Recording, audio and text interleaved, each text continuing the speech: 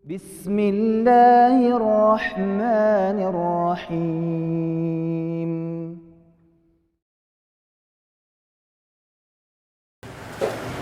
Bismillahirrahmanirrahim. Assalamualaikum warahmatullahi wabarakatuh.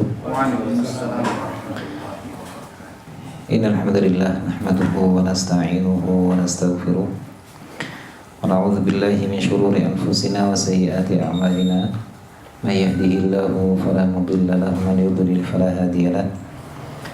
Asyhadu an la ilaha illallah wahdahu la syarika lahu wa asyhadu anna Muhammadan 'abduhu wa rasuluh.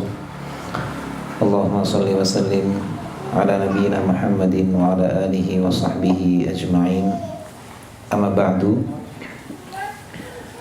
Para ayah yang dirahmati Allah Subhanahu wa taala, alhamdulillah di kesempatan malam hari ini kita berkumpul bersama, dan pada malam hari ini pun juga kita berkumpul kebaikan-kebaikan di tempat ini. Kebaikan dengan kita berada di antara rumah-rumah Allah Subhanahu wa taala. Kita berada di masjid. Kemudian kita juga berada di tanah wakaf. Kita juga bersama dengan orang-orang baik yang selalu mengharapkan kebaikan. Dan kita berada di malam yang baik, di antara bulan-bulan yang baik. Maka berkumpulnya kebaikan-kebaikan ini maka perlu dan patut kita syukuri, karena kita tahu bahwa la in syakartum la azidannakum. Semoga dengan kita terus mensyukuri nikmat Allah ini, Allah akan terus tambah. Dan kita berada di malam ke-9 di bulan Muharram. Apa ada perbedaan penentuan awal atau pripun? Sehingga ini ada malam 9 atau malam ke-8 atau malam ke-10? Sama nggih? Insyaallah sama. Di bab ini sama. Di Syawal dan Idul Adha mungkin berbeda, tapi Muharram insyaallah sama nggih. Enggak ada perbedaan. Sehingga ini ya rasa syukur kita, sehingga kita bisa bersama-sama untuk kita belajar dan sedikit mengingatkan untuk kita bahwa besok tanggal ke-9 yang kita disunahkan untuk berpuasa, meskipun Nabi belum berpuasa di tanggal 9 Muharram, karena ternyata di tanggal 9 di tahun berikutnya itu Nabi sudah wafat. Tapi Nabi menyampaikan bahwa kalau tahun depan masih diberikan umur maka akan berpuasa di tanggal 9. Dan kita berdoa semoga besok kita masih diberikan kesempatan oleh Allah untuk kita bisa berpuasa. Karena tentunya di bulan Muharram ini bulan yang begitu mulia, yang bahkan sampai Nabi SAW menyandingkan lafaz Allah dengan bulan ini, Syahrullahil Muharram. Ini tentunya ada hikmah yang begitu besar. Kalaulah setiap apapun yang di situ ada lafaz Allah atau di dalam itu ada kalamullah, pasti akan menjadi mulia. Mushaf yang terbuat dari kertas biasa, namun ketika di dalamnya ada kalamullah, maka tidak ada orang yang berani menghinakannya. Dan pasti akan selalu diletakkan di paling atas. Bahkan saking atasnya nggak pernah terjamah sampai berdebu. Meskipun itu juga tidak perlu dan tidak layak dilakukan seperti itu, tapi Allah muliakan kertas itu karena di dalamnya ada kalamullah. Kemudian juga orang yang di dalamnya atau di dalam hatinya ada Al-Quran, maka Allah akan muliakan dan Allah angkat derajatnya. Kemudian bulan yang di dalamnya diturunkan Al-Quran juga menjadi bulan yang begitu mulia. dan Syahrullahil Muharram, bulan yang Nabi sandingkan dengan lafaz Allah, maka tentunya ada kemuliaan yang begitu besar. Dan Muharram menjadi awal dari tahun Hijriyah, dan Nabi SAW bersabda, siyamu yaumi Ashura ahtasibu 'ala Allah an yukaffira as-sanah al-madiyah, atau kama qala sallallahu alaihi wasallam. Puasa di hari Ashura 10 Muharram, aku berharap, kata Nabi, dengan puasa Ashura itu akan menghapus dosa-dosa 1 tahun yang lalu. Dan ternyata itu diletakkan di awal tahun.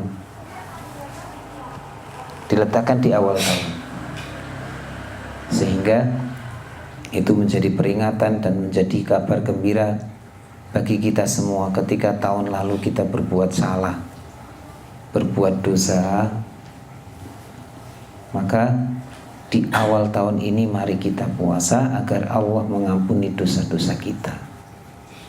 Maka ini peluang yang begitu besar untuk kita memaksimalkan waktu-waktu yang Allah sudah berikan kepada kita semua untuk kita mendapatkan manfaat yang begitu besar, dan utamanya adalah untuk kita mengharapkan keridhaan Allah Subhanahu wa ta'ala. Semoga Allah berikan taufik agar kita bisa melaksanakan ibadah puasa dan juga ketaatan-ketaatan di bulan ini dan juga di bulan-bulan berikutnya.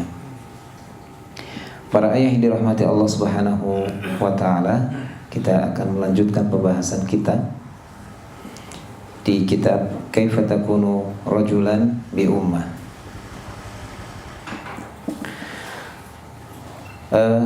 Terakhir sampai mana, Ki?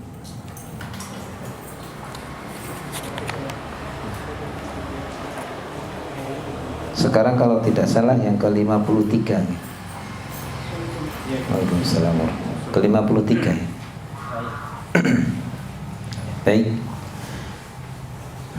Bismillahirrahmanirrahim. Qala al-mu'allifu hafizahullahu ta'ala wa nafa'ana bihi wa bi'ulumihi fid dharain.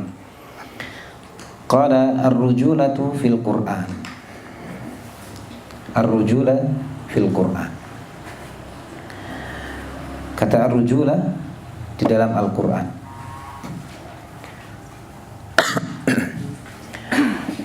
Allah Subhanahu wa ta'ala di dalam Al-Quran menyebutkan tentang rujulah itu lebih dari 50 tempat. 50 tempat. Kata-kata rujulah, baik itu dengan menggunakan rajulan atau rajulaini atau rijal, itu lebih dari 50 tempat. Lebih dari 50 tempat. Kemudian juga Allah menyandingkan antara ar-rajul dengan al-mar'ah. Kata-kata ar-rajul dengan al-mar'ah itu di dalam 2 ayat. Di dalam 2 ayat. Nanti PR silakan dicari, cuma 2 ayat kok. Ya kan? Kalau 50 sakit Muhammadan? Bisa, insyaallah. Bisa. Kemudian kata-kata ar-rijal dengan an-nisa. Ar-rijal dan an-nisa itu terdapat pada 10 tempat. 10 tempat. Jadi tadi kata-kata ar-rujulah di dalam Al-Quran, baik dengan kata-kata ar-rajul atau rajulaini atau rijal, itu lebih dari 50 tempat. Kalau penyandingan antara ar-rajul dan al-mar'ah itu di 2 ayat. Dua tempat saja, 2 ayat. Adapun ar-rijal dengan an-nisa disandingkan dengan itu, maka ada 10 tempat. Ada 10 tempat. Kalau kita sebutkan di sini 50, berarti 50 pinten?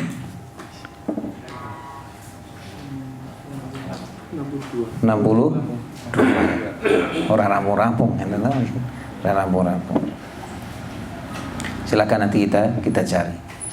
Dan tentang ar-rujulah itu di dalam Al-Qur'an, ar-rujulah di dalam Al-Qur'an itu bisa menunjukkan tentang 3 hal. Yang pertama menunjukkan tentang jenis, yaitu an-naw', rajul sebagai laki-laki.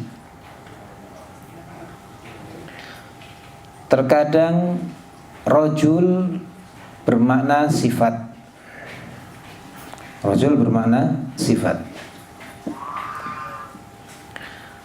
Kemudian yang ketiga, rajul maksudnya di situ jenis dan juga sifat bergabung bersama. Bisa bermakna jenis, yaitu laki-laki. Yang kedua bisa bermakna sifatnya, sifat rujulah. Dan yang ketiga jenis dan sifat itu bergabung. Nah, kalau ini bisa kita lihat di ayatnya. Misalkan yang menyebutkan tentang jenis atau naw'. Allah menyebutkan di dalam surat An-Nisa misalkan di ayat ke-32 atau bahkan di ayat pertama, ya ayyuhan nasu taqu rabbakumul ladzi khalaqakum min nafsin wahidah wa khalaqa minha zawjaha wa batha minhuma rijalan katsiran wa nisaa. Ada rijal dan ada nisa. Tapi di situ maksudnya rijal di situ adalah laki-laki dengan jenis laki-laki. Jenis kelaminnya. Itu insya Allah masih masuk.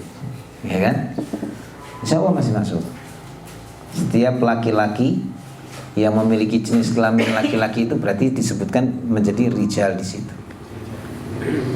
Meskipun dandanan ini agak nyeleweng sedikit, tapi masih jenisnya kelaminnya laki-laki, dia masih laki-laki jenisnya.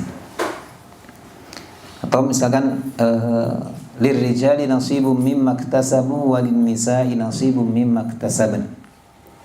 Bagi laki-laki mendapatkan bagian yang mereka usahakan, begitu juga perempuan mendapatkan bagiannya. Itu maksudnya di situ adalah jenis.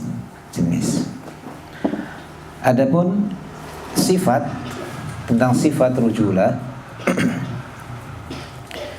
Allah menyebutkan kata-kata rijal dengan rijal, namun maknanya di situ adalah sifat, yaitu di dalam surat Al-Ahzab ayat ke-23.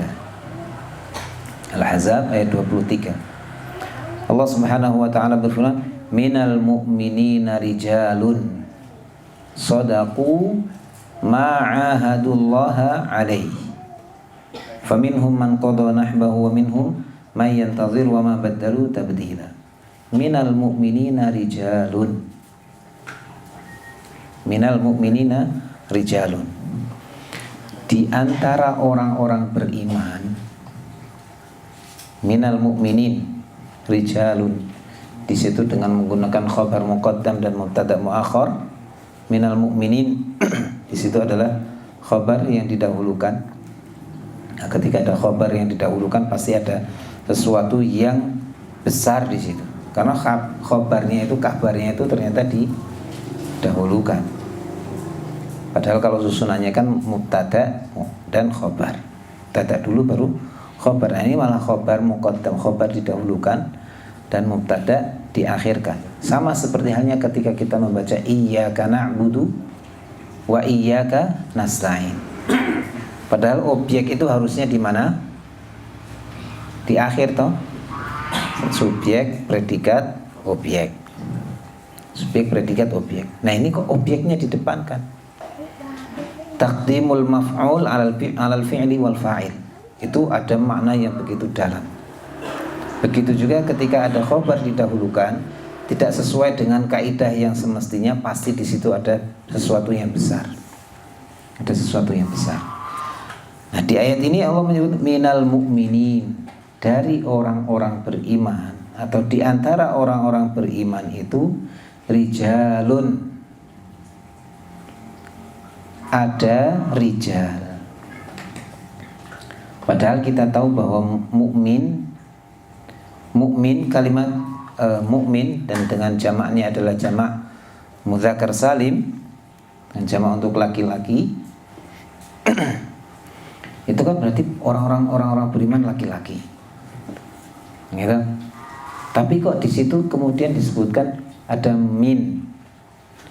Min itu kan juga diantara maknanya adalah litab'id, untuk sebagian. Ada sebagian orang-orang beriman itu yang menjadi rijal. Berarti ada sebagian yang lain yang enggak rijal meskipun laki-laki. Gak ada sifat rujulah. Gak ada sifat rujulah. Dan Allah tidak menggunakan kullul mu'minin, tapi minal mu'minin. Kalau kullul mu'minin jelas semua orang-orang beriman. Tapi Allah menggunakan minal mu'minin. Minal mu'minin. Karena tidak semua laki-laki itu memiliki sifat rojul. Tapi rojul yang memiliki sifat rujulah pasti laki-laki. Pasti laki-laki. Jadi tidak semua laki-laki itu memiliki sifat rujulah. Tidak semua laki-laki itu rojul. Tapi rojul pasti laki-laki. Rojul pasti laki-laki.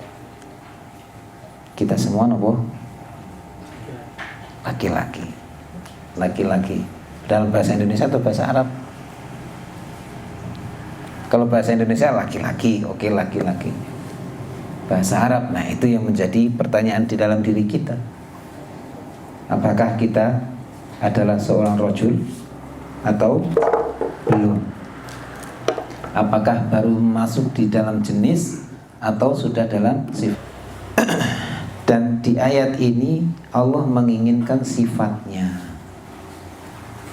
Dari mana kita mengetahui sifatnya? Sadaqu ma'ahadullaha alaihi, yang nanti akan kita bahas di sifat ar-rujulah di dalam Al-Quran. Yang kurang lebih di maknanya sadaqu, mereka jujur terhadap janji-janji mereka, yang mereka berjanji kepada Allah Subhanahu wa ta'ala. Dan itu diantara sifat rujulah yang nanti insya Allah kita akan bahas. Di dalam ayat ini tadi bahwa maknanya adalah sifat. Maknanya adalah sifat. Tapi Allah tidak menginginkan di situ nau atau jenisnya. Adapun yang ketiga, ketika ar-rujulah, kata ar-rijal misalkan disebutkan, maknanya di situ adalah jenis dan juga sifat.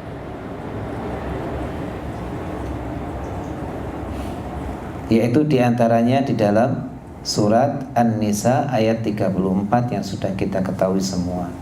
Ar-rijalu qawwamuna 'alan nisa. Ar-rijalu qawwamuna 'alan nisa. Laki-laki menjadi qawwamun. Qawwamun. Makna qawamah di situ yang panjang itu yang mungkin pernah kita sampaikan atau antum pernah dapatkan tentang kajian qawamah itu. Ar-rijal qawamun, yang memiliki sifat-sifat kepemimpinan, adil, hakim, yang memutuskan, yang mengadili di situ.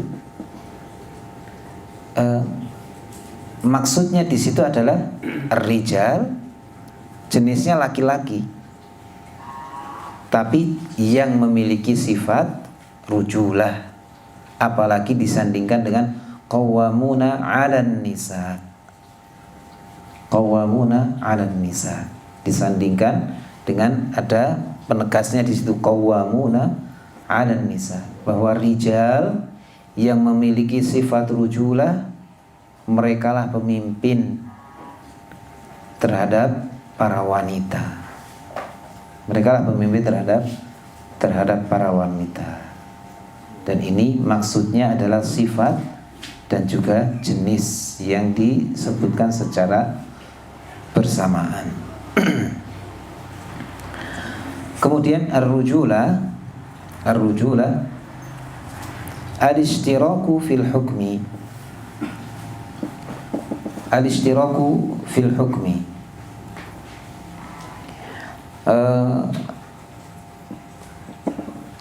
Lafaz rajul atau rujulah itu di dalam Al-Quran maupun dalam hadis misalkan, selama di situ tidak disebutkan dalil tentang khusus bahwa ini untuk rajul atau untuk laki-laki atau ini untuk perempuan secara hukum, secara khusus itu, maka ketika ada lafaz rajul atau juga terkadang dengan menggunakan kata-kata untuk laki-laki yang di situ tidak dikhususkan untuk jenis laki-laki ataupun perempuan, maka untuk laki-laki dan perempuan gabung di situ. Misalkan contohnya apa? Apa? Contohnya apa, Pak Imam? Rasul dan Nabi pripun? Rasul dan Nabi pripun?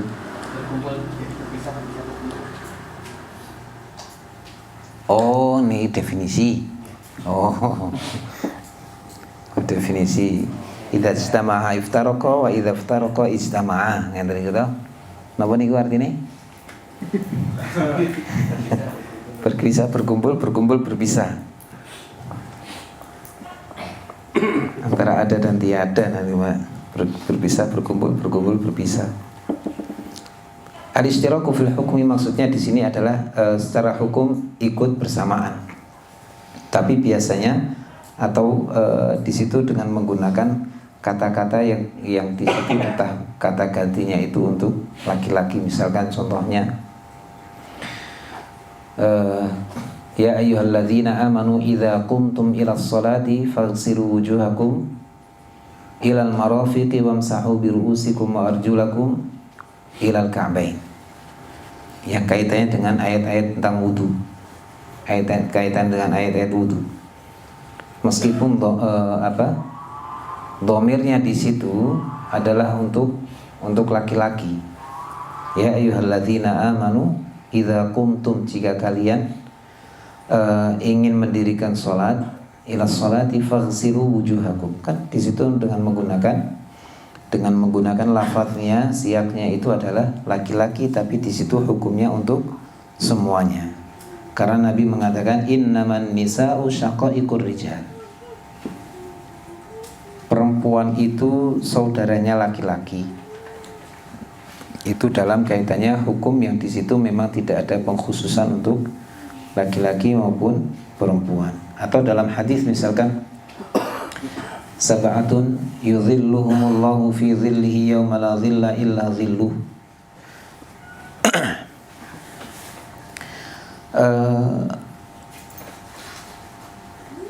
Di dalam hadis itu tentang 7 golongan yang akan dinaungi oleh Allah pada hari kiamat, yang mana ketika itu tidak ada naungan kecuali naungan Allah. Di situ juga disebutkan ada rajul. Di situ ada rajulun.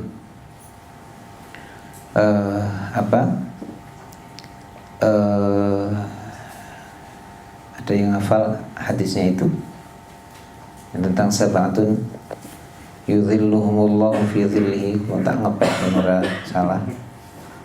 daripada salah gitu ngepek dulu.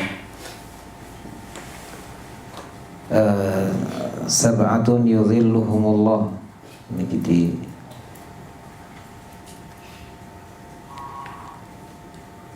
nah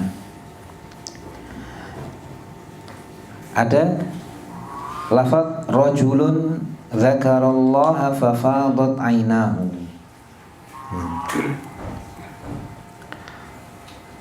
Ada atau bahkan beberapa kata-kata rajul. Misalkan yang pertama tentang yang pertama itu imamun adil. Jadi Pak Imam, imamun adil. Sudah jadi imam, namanya imam adil, masya Allah. Itu nikmat nih, nikmat. Nah, Ustaz Joko, gitu, terus nikah, enggak, tapi tetap Joko terus, enggak apa-apa, masya Allah. Baik, yang pertama tadi imamun adil. Wasabun nasha'a fi ibadatillah. Kemudian yang ketiga rajulun qalbuhu mu'allaqun bil masajid.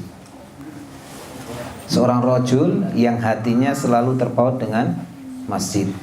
Ini pun juga bisa dari perempuan. Meskipun perempuan tempat ibadah yang terbaik adalah di dalam rumahnya, Kalau laki-laki ya sudah semestinya. Oh, laki-laki sholat ini ngomah kayak mau kena mawon kita sekali ruku. Nggih, laki solehah. Kemudian yang keempat warajulani tahabba fillah. Apakah di situ hanya khusus untuk laki-laki? Rajulani, dua laki-laki yang saling mencintai karena Allah. Kalau dimaknai seperti itu untuk wanita pripun? Oh ini wong lanang tok. Wong wedok ora entuk berarti ini. Nah di hadis ini menunjukkan ada al-ishtiraku fil hukmi. Ikut dalam hukum itu baik laki-laki maupun perempuan. Tapi biasanya disebutkan dengan menggunakan lafaznya laki-laki. Kemudian juga kalau rajulun ta'athu imra'atun dzatu mansibin wa jamalin, nah itu laki-laki tentunya. Seorang laki-laki yang diajak oleh seorang wanita. Itu kan jelas. Kalau di sini secara nau' jenisnya. Wa rajulun tasaddaqa bi shadaqatin fa akhfaha hatta la ta'lama shimaluhu ma tunfiqu yaminuhu. Dan seorang laki-laki, apakah laki-laki tok di situ, yang bersedekah dengan satu sedekah yang kemudian disembunyikannya sampai seakan-akan tangan kirinya itu nggak tahu apa yang diinfakkan, disedekahkan dengan tangan kanannya. Apakah itu untuk laki-laki toh? Enggak, berarti di situ untuk apa, jenis dan juga sifat. Wah, lewat nih, Pak. Al-ishtiraku fil hukmi, kan itu, ikut dalam hukumnya itu. Oke, ikut dalam hukumnya untuk wanita dan juga laki-laki. Ada warajulun yang terakhir, dzakarallaha khaliyan fafadat ainahu. Rajul yang mengingat Allah dalam kondisi sepi. Fafadat ainahu. Kemudian air matanya itu keluar. Air matanya menangis. Apakah rajul di situ maknanya laki-laki tok? Ya? Enggak. Maka ini juga termasuk untuk perempuan. Maka terkadang kata rajul itu juga bisa bermakna al-ishtiraku fil hukmi. Ikut dalam hukumnya. Baik laki-laki maupun perempuan. Namun juga terkadang kalimat rajul, kata rajul itu di dalam Al-Quran secara keseluruhan atau secara keumuman kebanyakan itu mahmudah. Mahmudah, Pak Mahmud nih. Tapi ada tak marbutoh. Ini Mahmudah. Mahmudah ini kan apa? Artinya Pak Mahmud, apa artinya Pak? Napa? Artinya apa?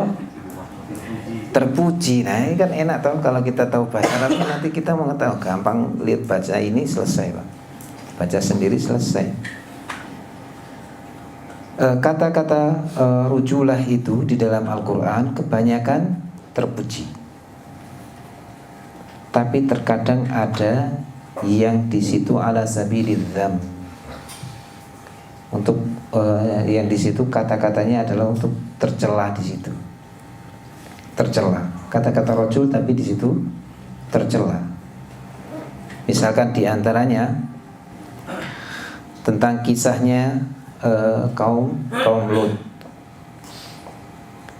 Allah menyebutkan innakum lata'tunar rijala syahwatan min dunin nisa bal antum qaumun musrifun. Sungguhnya kalian akan lata'tunar rijal, mendatangi laki-laki yang ternyata laki-laki itu syahwatan min dunin nisa, sukanya tidak kepada selain perempuan. Ada di situ kata-kata ar-rijal. Kata-kata ar-rijal. Padahal kalau tadi disebutkan atau di beberapa ayat sebelum-sebelumnya yang pernah kita bahas, ar-rijal itu Masya Allah maknanya baik.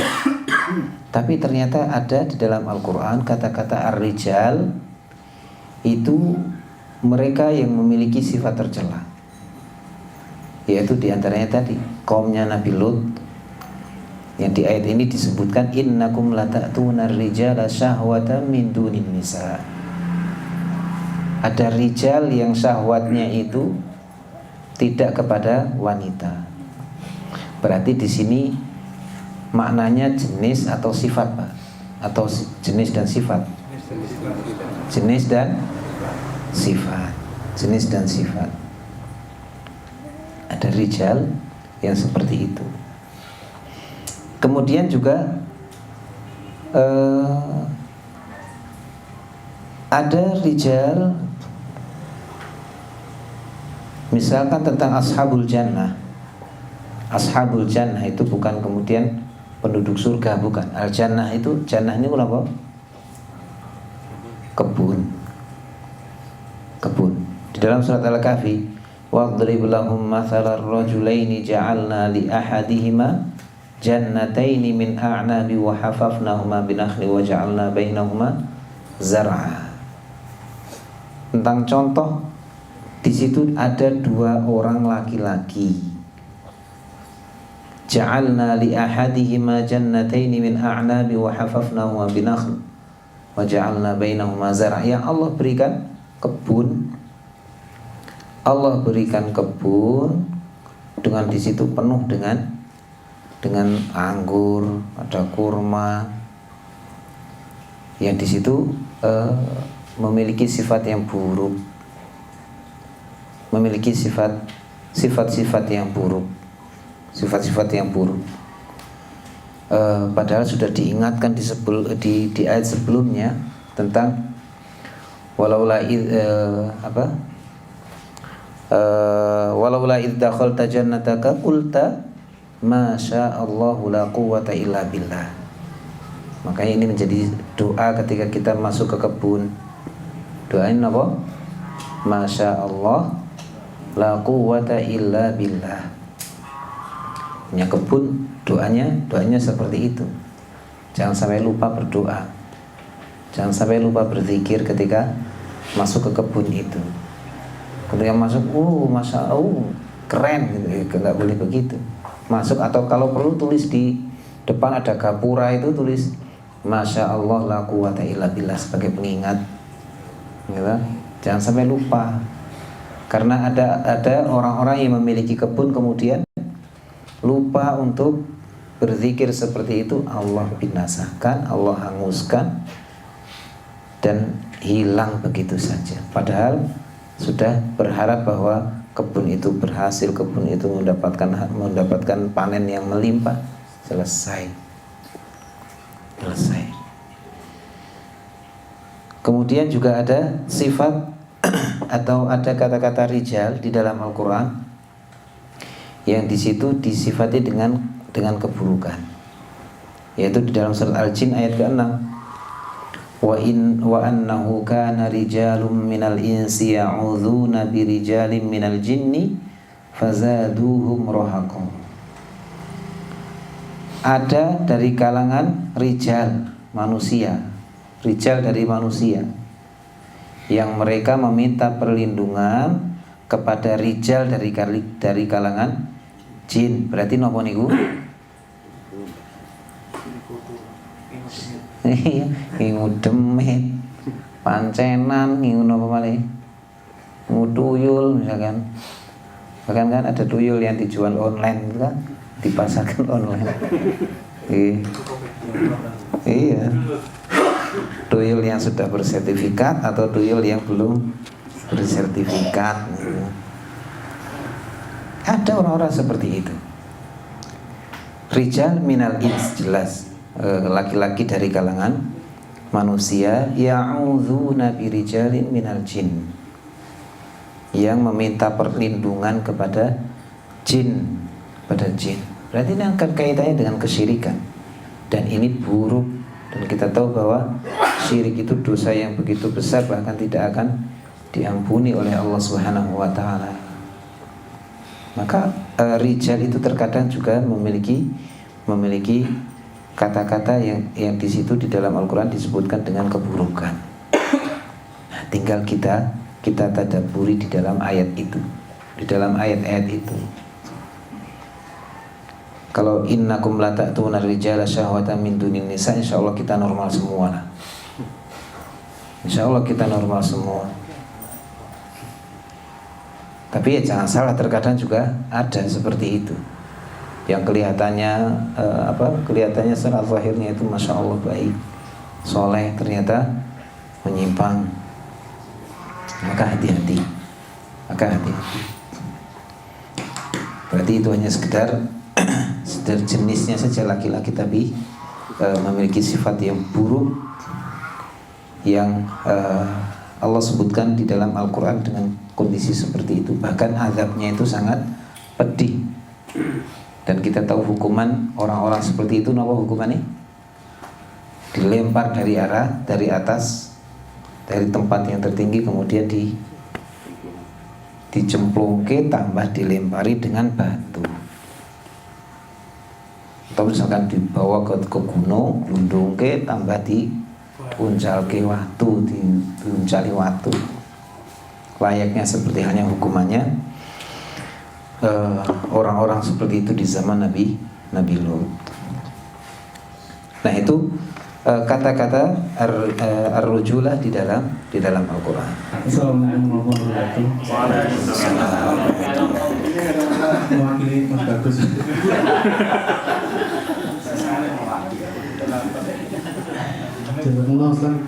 Jadi ada satu hal, karena bolehnya satu anak satu saja yang berkaitan dengan surat Al-Jin tadi. Jadi di situ ada larangan bahwa kita berlindung kepada jin gitu ya. Ini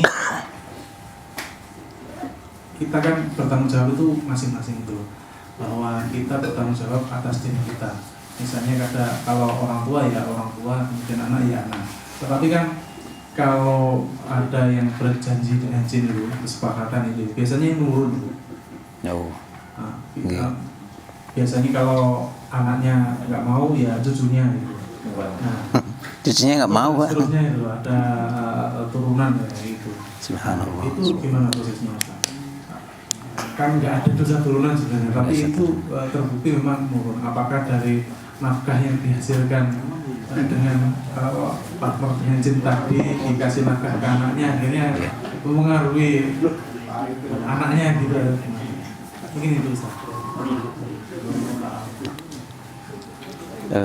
Baik, bismillah. Kaitannya dengan wa annahu kana rijalun minal insi ya'udzuna birijalin minal jinni fazaduhum rahaqa. Ada segolongan rijal dari kalangan manusia yang meminta pertolongan kepada jin. Tentunya setiap apapun itu butuh pengorbanan. Butuh pengorbanan. Antum mendapatkan istri antum kan juga butuh pengorbanan kan. Karena dari dulu beginilah cinta kan. Kok malah kembali ke cepat kayak kan gitu. Deritanya tiada berakhir. Pasti semua itu akan ada pengorbanan. Pasti ada pengorbanan. Begitu juga ketika seseorang meminta perlindungan kepada jin, pasti di situ membutuhkan pengorbanan. Membutuhkan pengorbanan. Dan itu juga dilakukan oleh beberapa orang yang akhirnya ketika seorang itu ingin mendapatkan pertolongan jin, ya harus memenuhi syarat-syarat itu, dan bahkan untuk perlindungan misalkan, bahkan ada sebagian orang tua yang misalkan meminta agar keluarganya dilindungi, dijaga, itu dikasih cekelan apa nanti biar dijaga. Maka ya kita pertama yang harus kita lakukan adalah kita selalu membentengi diri kita. Kemudian selanjutnya memang kaitannya seperti jin nasab keturunan. Jin nasab itu ada. Misalkan entah dari mbah-mbahnya membuat perjanjian dengan jin, kemudian nanti setelah mbahnya itu meninggal misalkan, jinnya itu akan turun ke siapa, maka itu bisa terjadi, dan entah kepada cucu yang mana atau entah kepada anak yang mana, nggak ada yang tahu. Sehingga ya kita berusaha untuk memutus perjanjian itu, dan biasanya dulu pernah ketika masih di Jakarta itu ada salah seorang OTS yang terkena itu. Dulunya sering mimpi kok melihat atau bahkan melihat ada macan gitu. Ada macan. Kemudian disampaikan, iya itu dari mbah untuk menjaga kamu gitu, biar nggak diganggu. Tapi justru setelah itu subhanallah, setiap saat, setiap waktu itu terganggu, nggak bisa tenang, mau ibadah juga selalu terganggu. Bahkan suaminya itu sampai jenggotnya ditarik-tarik berdarah-darah karena brodoli itu kan, tarik-tarik gitu, diganggu karena nggak suka dengan ketaatan. Sampai anaknya itu biasa kayak umat gitu.